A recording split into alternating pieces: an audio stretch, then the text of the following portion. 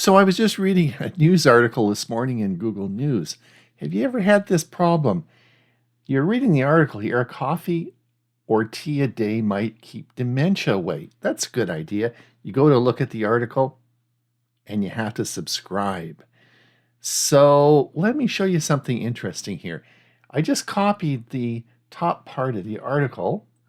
I come over to ChatGPT and drop it in the top here. And I said, can you find the article? So then it finds a number of articles about the relationship between caffeine and dementia. But the specific one that I'm looking for is the recent one. And this was a scientific peer-reviewed article from JAMA, which is Journal of American Medical Association. Now, the key takeaway from the study was moderate caffeinated coffee intake is associated with dementia risk reduction. So I asked it to summarize the article and what the study found. So it reviewed the study and gave me a summary and found that what it means is this study observed an association between caffeinated beverage intake and later brain life health, but did not prove specifically that coffee or tea causes the risk to go down. Other lifestyle, dietary, and health factors may also contribute to this. So that's a quick way of getting a summary of a problem that I couldn't get the information on the original news article. It's Ron Brown with Tech for Senior. You know, a couple of weeks ago on our show, I was going on and on about how all day long I use ChatGPT. I ask it all sorts of questions. It gives me answers. And this is not just related to technology stuff around the show. This often has to do with shopping, cooking, or activities, just daily activities I do.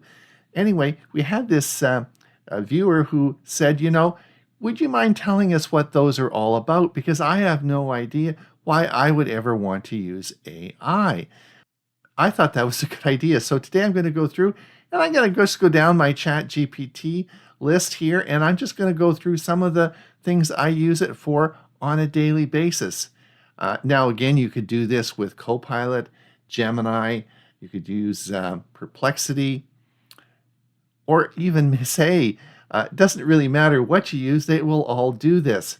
But what I wanted to do is give you a bit of a different perspective on things that you can use AI for that maybe you just had no idea that it would work. So anyway, the first example I gave you was just finding news. I'm always reviewing the news each day, and sometimes it's really powerful and so simple to get further information on a complicated topic. So that was the first one. So let's have a look at some of the list here that I have, and we'll go over that. I'm just going to pick out a few, and sometimes the results are good. Sometimes I'm going to show you where it wasn't so good. Anyway, let's have a look at this and see where we go. All right, so we're now back in ChatGPT. If you come over on the left-hand side here, you'll see it says My Chats. I've got thousands of these. We're just going to scroll down, and I'm just going to pick out ones that I think you might be interested in. I do a lot of technical analysis too, but I'm just going to pick out stuff that's sort of you might be interested in. So as I come down here, let's do the Edge Shaving Gel prices. So if you aren't using ChatGPT or AI for shopping, then you really should be, because you're missing out on a lot. So here's what happens. I went to Costco yesterday, and guess what? They didn't have my Edge shaving gel. So I thought, rats. So now I've got to decide, what am I going to do? Well, I thought I could certainly go around town and drive to all the different places and try and find some. Or you could look on Amazon and just have it delivered. So I'm wondering, really, what is the price of this, and how much more is it going to cost me to get it on Amazon?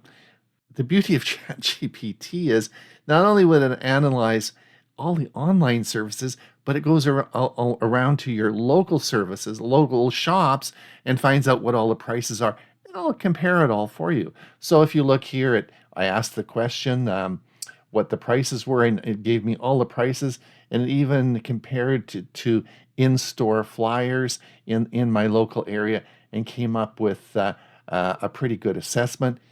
And Amazon was just as cheap as any, so I just ordered it on Amazon.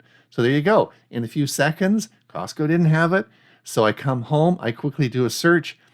Cheapest is Amazon, just order it on Amazon. Okay, let's move down the list here. We'll go from shaving gel to movies.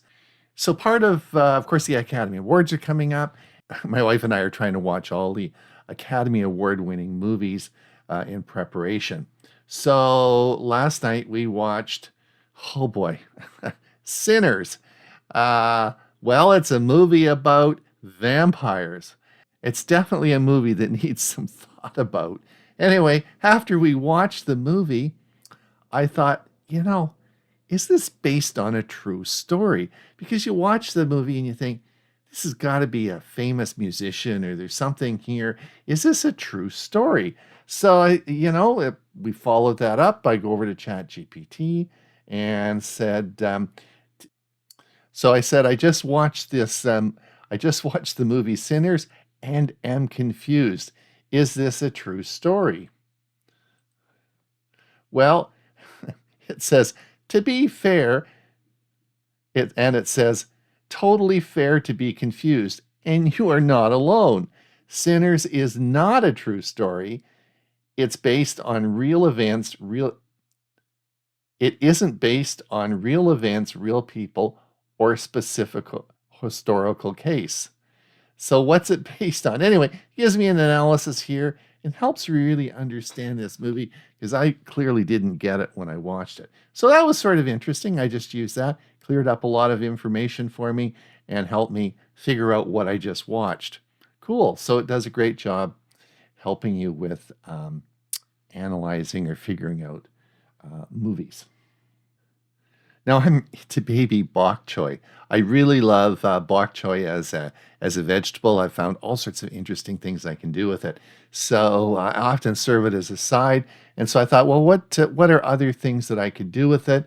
And again, just click here, and it brought up all sorts of things that I can do with baby bok choy. So one of the main things I use ChatGPT for, other than, of course, technical stuff, is I use it for recipes. It's great. It brings up the recipes, it can alter them. There's just Gail and I here for the two of us. So a lot of the recipes you find are for four or six. So it easily modifies them and will make it for two. So it gives me some great ideas. So if you are into some sort of favorite recipe that you have, you can get all sorts of tips on how to prepare it, and it's really pretty simple. Plus, remember, ChatGPT is learning from your experience and knows who you are in the area you're in, so it'll be able to make appropriate recommendations for all those features. Great, so let's keep going.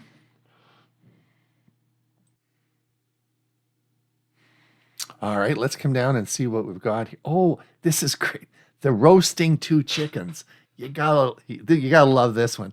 So last Sunday, I had some people over for dinner and I wanted to roast a chicken.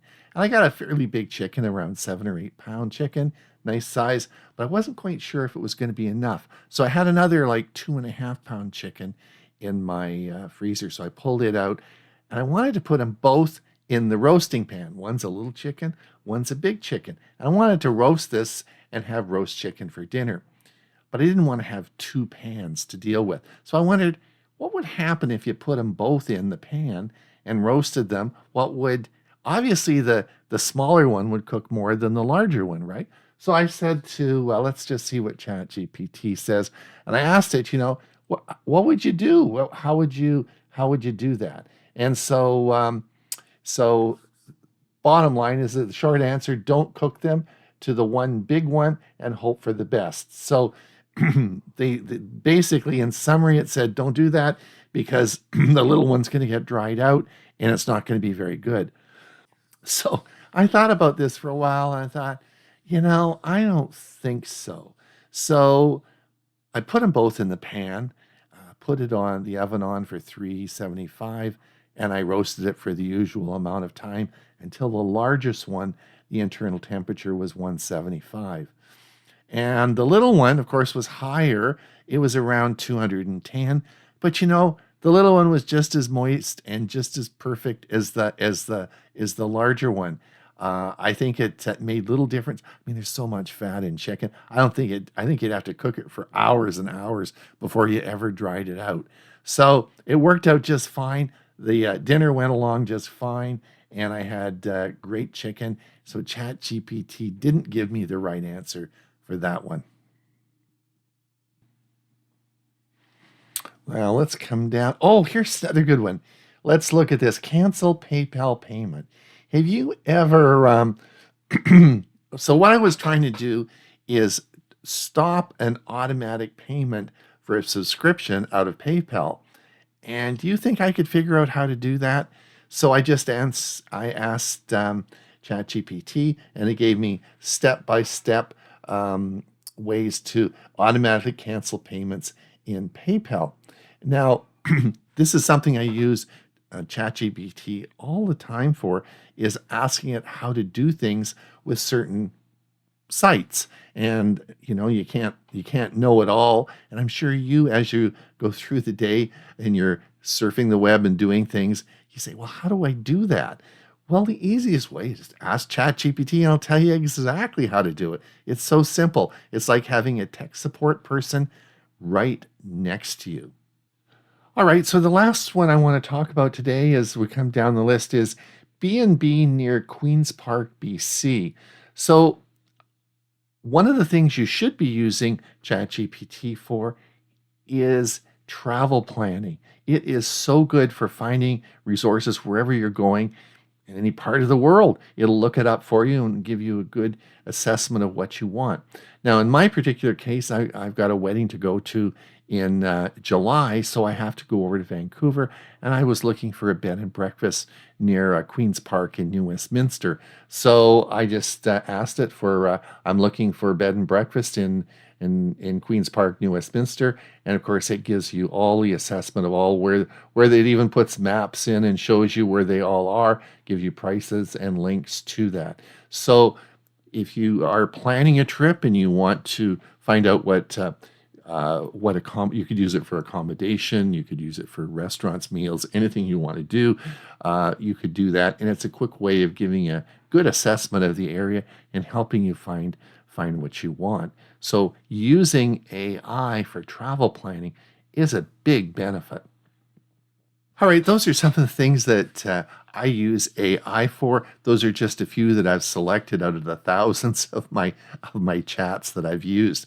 Now, I use ChatGPT, but for sure, you could use whatever you want, whatever your favorite AI is.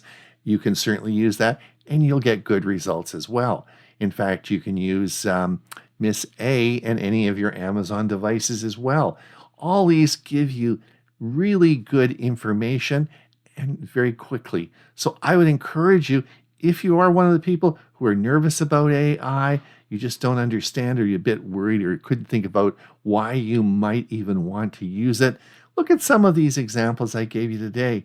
These are just average, common, everyday things I use it for, and it's really helpful. It makes my life a lot easier. All right, till we see you again, it's Ron Brown with Tech for Senior. Have a great day. We'll see you soon.